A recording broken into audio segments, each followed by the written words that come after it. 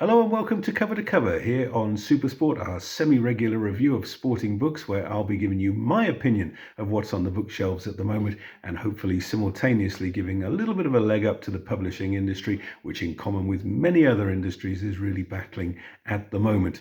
Now, if you would like to have one of your books reviewed, if you're in the business, then we'd love to hear from you. And there is the email address, sean.everett@supersport.com. Please get in touch. And also if you've got any feedback on what you've seen on previous cover-to-cover shows. Now, with that out of the way, let's talk about today's book, and it is Too Black to Wear Whites by Richard Parry and Jonty Winch, published by Penguin Random House in February of this year, retailing at 260 Rand. It is also available as an e-book. And an important book it is as well, because if you're a cricket fan and you've never heard of Crom Hendricks, then you're in good company. I'd never heard of him until I read this book. And of course, part of the reason for that is that rather like Stalin's enemies, he's been airbrushed out of history. In the late 1960s, when the inclusion of Basil D'Oliveira in the MCC touring team to come to South Africa caused the tour to be cancelled, Dolly himself had never heard of Crom Hendricks, despite the fact that both men were born and brought up in the Boer Kaap in Cape Town. Both had cricketing talent that far outstripped their environments and the teams for which they were allowed to play. The difference, I suppose, between the two men is that the D'Oliveira story has a happy ending, whereas Crom, by contrast, was legislated out of first-class cricket by the first ever racially based ruling in South African sport. And I suppose, really, it's impossible to talk about the book without telling a little bit of the story. So here we go. First of all, Crom himself, 6 foot tall, broad in the shoulder, bowled an outswinger and an off-cutter, but also, perhaps more importantly, bowled a really good Yorker, and that accounts for the fact that so many of his victims were clean bowled. Born in 1857, when the game was really in its infancy in this country, and we first know of him at the ripe old age of 25, playing for the Star of South Africa Cricket Club, and he didn't bowl, didn't get many runs in either innings, but by 1891, he was captaining the same side, and he had developed into a very capable all-rounder. And because of that, in 1893, he played for Cape Town Cricket Club as an invitation player against a European 11. Now, the batting on that day was opened for the Europeans by Hearn and Mills, the two English professionals. They put on 100 for the first wicket, but Crom got both of them out and then ran through the rest of the batting and finished with 9 for 59. And afterwards, Hearn and Mills told the press that Crom Hendricks was by far and away the best bowler in South Africa. Well, Crom was thus regarded as a shoo-in for South Africa's first ever cricket tour to England in 1894, acknowledged by his peers as the best fast bowler in the country by some distance, but he was blocked by his own union, Western Province Cricket Union.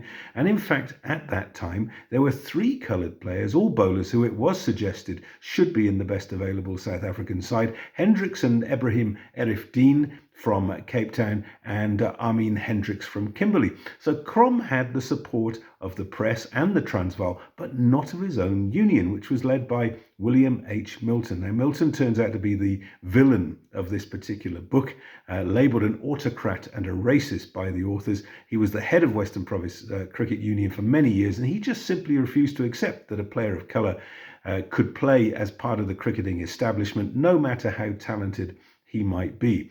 Well, as the authors point out, there was no real definition of who or what constituted a coloured person in Cape Town at that time, and they suggest that Hendricks was from a poor working class mixed community with no significant divide between poor Europeans and coloured, and as an Anglican churchgoer, he probably differentiated himself from the Muslim Malays. But from the cricket establishment point of view, he played for the Malays, came from the Boer Kaap, had a predominantly coloured name, and was therefore coloured. And that might seem dismissive, but there was almost as much debate at the time around the inclusion of players of Dutch descent, i.e. Afrikaners, as there was around the Hendricks issue. And ultimately, the selectors chose a team of 11 white and English-speaking men, captained by Herbert Carstens, the same men who led the Springboks in their first ever rugby test match against the British Isles 3 years earlier. Now, the non-selection of Hendricks was subsequently used as an excuse every time an important team was selected in the Cape. And indeed, when Lord Hawke brought his team of English professionals to tour South Africa in 1895-96, Hendricks didn't play a single game against them, but bowled many hours in the nets. And this caused their opening batsman, the great Tom Hayward, who was second after W.G. Grace, to reach 100 first-class centuries, to say, "I thought Hendricks bowled better than anybody else, very good and very fast indeed."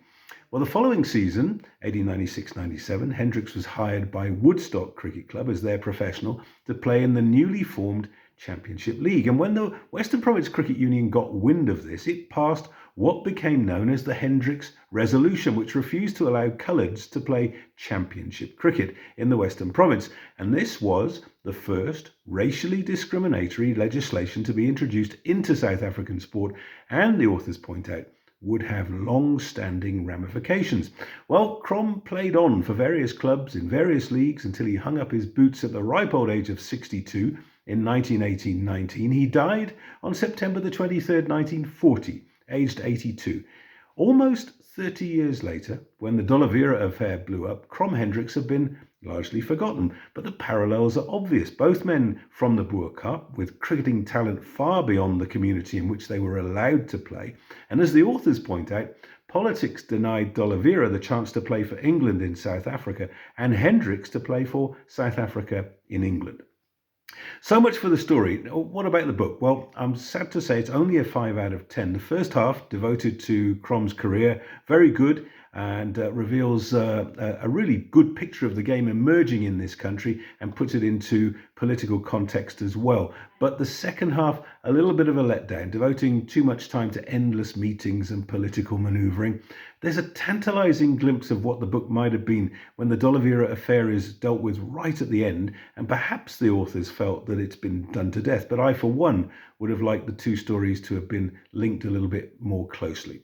Well, ultimately, of course, the authors have been hamstrung by the very fact mentioned earlier. Hendricks has been airbrushed out of history. There are no pictures of him at all. The story is pieced together from a few newspaper sources that dealt with the scandal of his non-selection and some anecdotal recollections together with selected scorecards.